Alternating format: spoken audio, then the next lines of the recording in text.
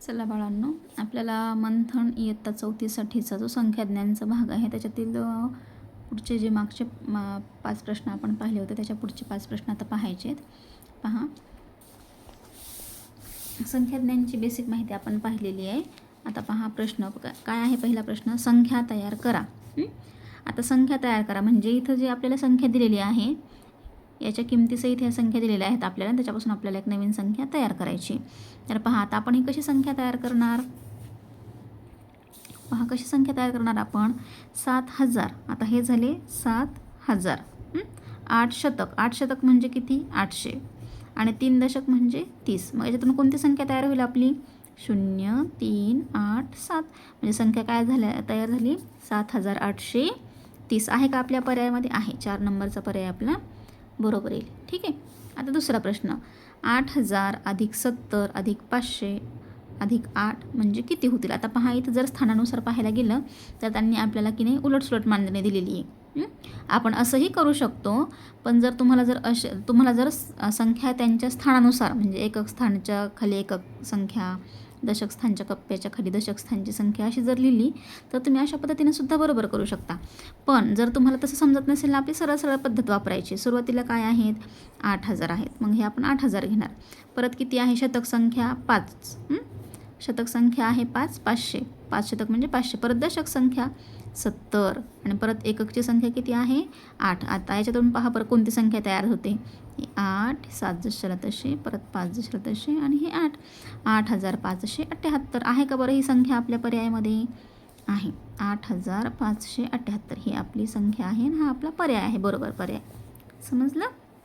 आता पुढचा प्रश्न पहा, 2000 अधिक 60 अधिक 8 किती होतात बरं. 2000 अधिक 60 आणि 8 किती होतात, पहा बरं. 8 6 0 2. सरळ सरळ उत्तर आहे, 2068 होतात. मग आहे काही संख्या आपल्या पर्यायामध्ये, आहे. 2068 हा आपला 1 नंबरचा पर्याय आहे. आता तिसरा प्रश्न पहा, एकदम सोपे सोपे आहेत या घटकाचे प्रश्न. पहा, 5555 या संख्येची विस्तारित मांडणी करा म्हणजे विस्तारित रूप करा. आता हे तर तुम्हाला माहीत आहे. पहा, संख्या कशा आहेत, एकक दशक शतक हजार. म्हणजे कसं होईल याचं विस्तारित रूप, हे सुरुवातीची संख्या 5000. आता आपण इथं लिहून घेऊया तुम्हाला समजण्यासाठी. एकक दशक शतक आणि हजार 4 अंकापर्यंत संख्या आहे. मग हे 5000. हे 5 शतकाची किंमत काय होते, 500 होते.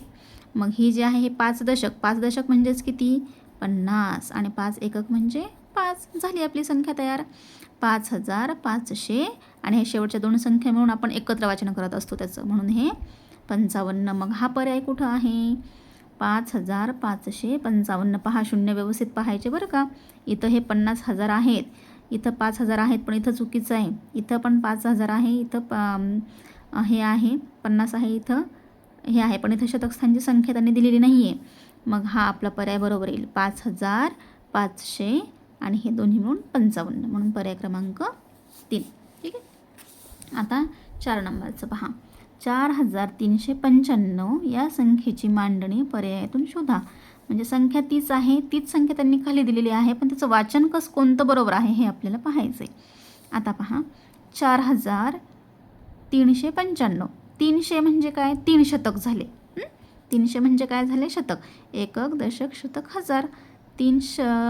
4 हे संख्येचं स्थान आहे हजार, 3चं स्थान आहे शतक, 9चं स्थान आहे दशक आणि 5चं स्थान काय आहे, एकक आहे. मग हे एकक दशक शतक आणि हजार. 4000. हजार कशामध्ये आहे बरं, 4. ह्या 2 पर्यायामध्ये आहे. आधी चुकीचे पर्याय जर आपल्याला खोडता आले तर ठीकच आहे. आता 4 दशहजार. दशहजार नाही, फक्त इथं आपल्याला हजारपर्यंत संख्या दिलेल्या आहेत. हे 43 हे पण चुकीचं आहे. म्हणजे आता उरले हे 2 पर्याय, याच्यातूनच आपल्याला शोधायचे.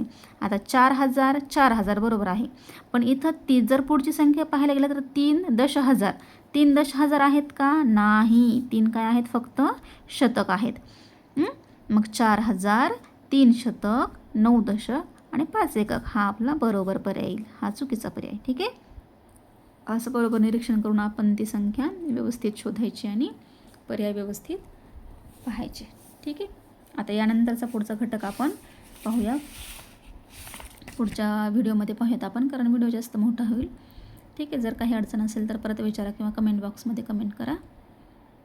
ज्या मुलांना अभ्यासाची आवड आहे, त्यांच्या काही अडचणी असतील त्यासाठी आपण रोज असे छोटे छोटे अभ्यासाचे व्हिडिओ टाकणार आहोत. ठीक आहे, चॅनल लाईक शेअर आणि सबस्क्राईब करून ठेवा. बाय.